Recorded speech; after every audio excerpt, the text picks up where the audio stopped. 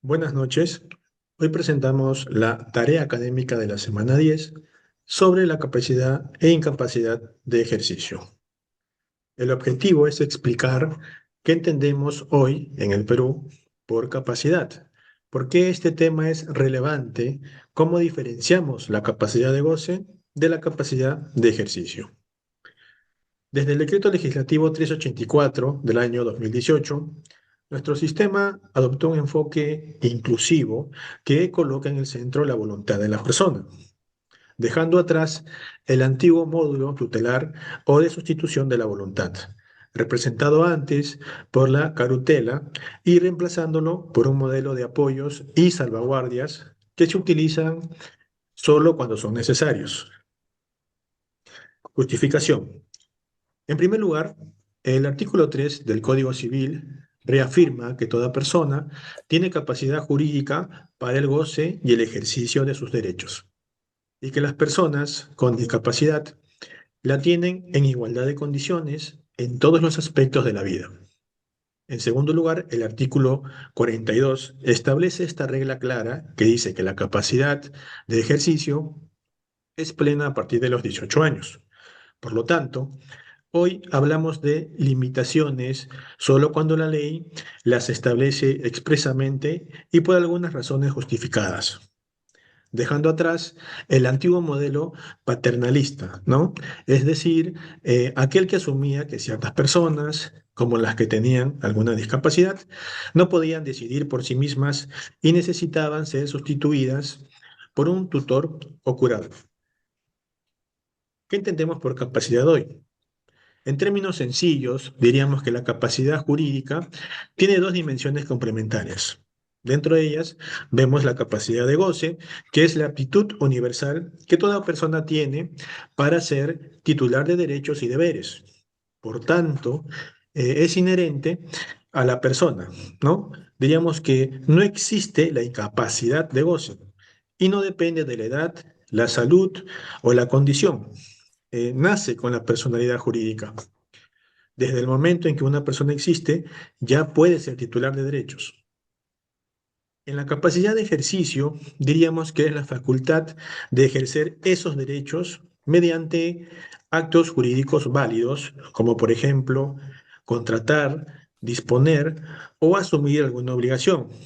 Como regla general, esta capacidad es plena a los 18 años, según el artículo 42 del Código Civil. Sin embargo, para restringirse por ley en casos específicos y siempre con la existencia de salvaguardias para proteger a la persona.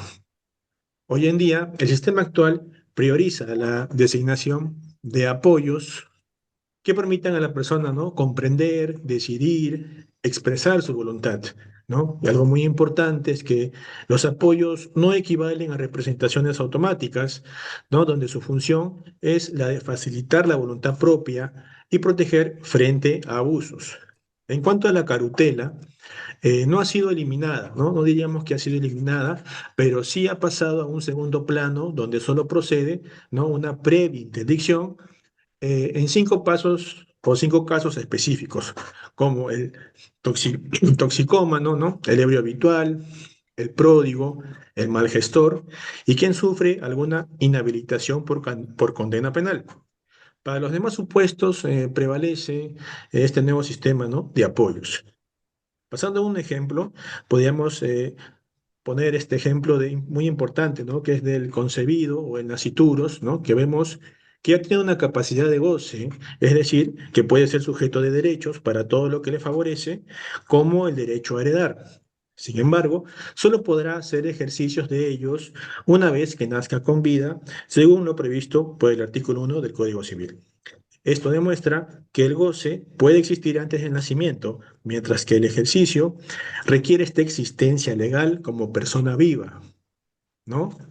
Continuando con este tema interesante, doy paso a mi compañera Ruth.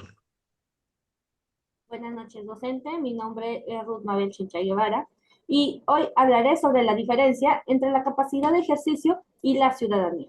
La principal diferencia es que la capacidad de ejercicio es un concepto jurídico civil sobre la aptitud que es para poder ejercer un derecho y obligaciones por sí mismo, sin necesitar una tercera persona, y el cual permite actuar en esfera legal y patrimonial.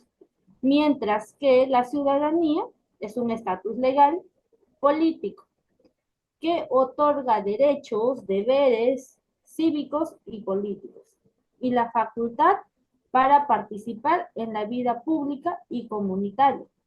Por su parte, la ciudadanía es una condición política y jurídica que permite a los individuos participar en la vida pública del Estado. La Constitución Política del Perú en 1993 señala que son ciudadanos los peruanos mayores de 18 años. Para el ejercicio de la ciudadanía se requiere estar inscrito en el registro electoral, basado en el artículo 30.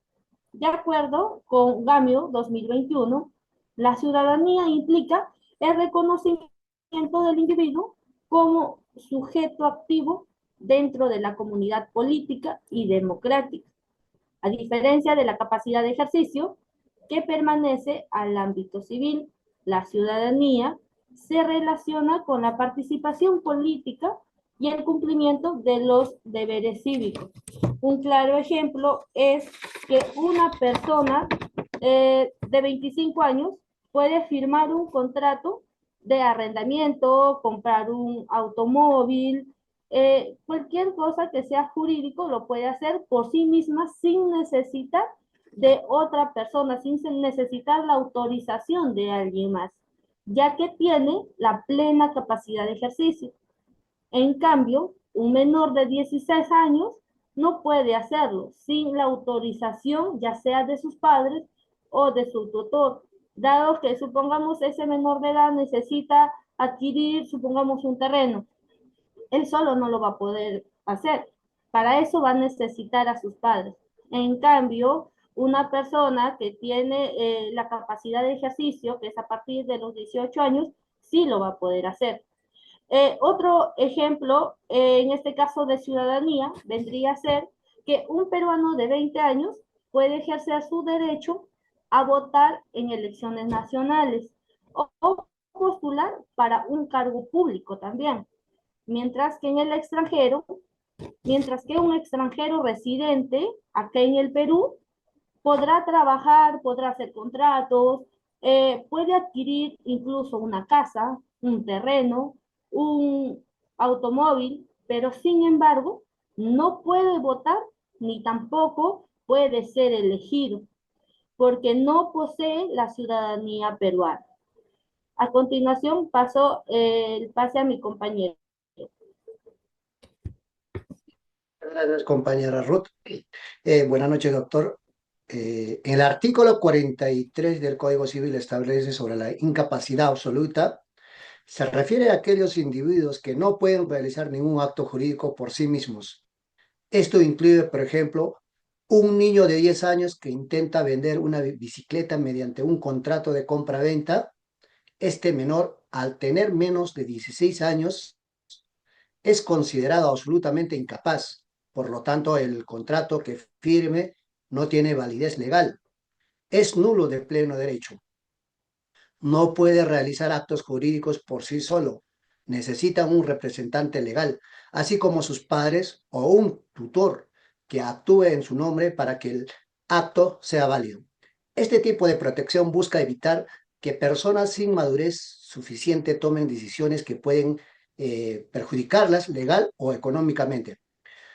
A los menores de edad que no han alcanzado la capacidad legal para actuar y a las personas que por razones de salud mental han sido declaradas judicialmente incapaces. Incapacidad relativa, en cambio, afecta a personas que pueden realizar ciertos actos jurídicos, pero con restricciones. Por ejemplo, un adolescente de 17 años que requiere alquilar un departamento por un año, aunque tiene cierta capacidad para realizar actos jurídicos al ser menor de edad, pero mayor de 16 años, está considerado como relativamente incapaz según el artículo 44 del Código Civil. Por lo tanto, puede acelerar el contrato de arrendamiento, pero necesita autorización de sus padres o de un tutor legal para que el acto sea plenamente válido. Si firma el contrato el individuo, sin esa autorización el acto es anulable. Es decir, puede ser declarado inválido o si se impugna ilegalmente, ¿no? Este tipo de incapaces busca proteger a personas que tienen cierto grado de madurez, pero aún así en plena capacidad jurídica para asumir compromisos importantes por sí solos. Por ello se considera relativamente incapaces a los pródigos, es decir, personas que por su conducta de gasto excesivo han sido judicialmente limitados por su capacidad de administrar sus bienes. La distinción entre incapacidad absoluta y relativa es fundamental para proteger a personas vulnerables y garantiza la validez de los actos jurídicos. Y el derecho busca un equilibrio entre autonomía personal y la protección de quienes no pueden ejercer plenamente. Para también entender estos conceptos no es solo un clave o para el estudio de derecho civil, sino también para la práctica jurídica, ya que permite identificar cuando un acto jurídico puede ser válido o nulo y quienes intervienen para garantizar su legalidad.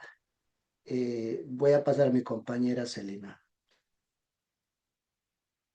Continuando con el tema, cuando una persona se encuentra en una situación de incapacidad absoluta o relativa, el derecho prevé mecanismos para garantizar la protección de sus derechos. En ese sentido, el artículo 7 de la Constitución Política establece que toda persona incapaz tiene derecho a un régimen legal de protección, readaptación y seguridad. También el artículo 45 del Código Civil señala que toda persona con capacidad de ejercicio reducida contará con un representante legal que ejercerá sus derechos por medio de la tutela, la patria potestad o la curatela. Por otro lado, una persona con discapacidad que pueda manifestar su voluntad tiene derecho a designar apoyos o salvaguardas. Y las personas con discapacidad que no puedan manifestar su voluntad, se les asignará un apoyo salvaguarda judicialmente. En el caso de las personas que se encuentren en estado de coma, se mantendrá el apoyo asignado con anterioridad, pero en el caso que no hayan asignado ninguno, un juez tomará las medidas necesarias.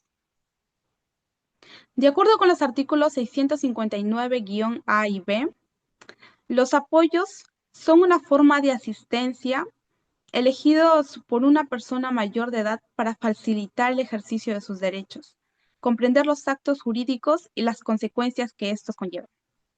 También es importante mencionar que los apoyos no tienen facultades de representación, salvo que la persona con discapacidad o el juez lo expresen de tal manera.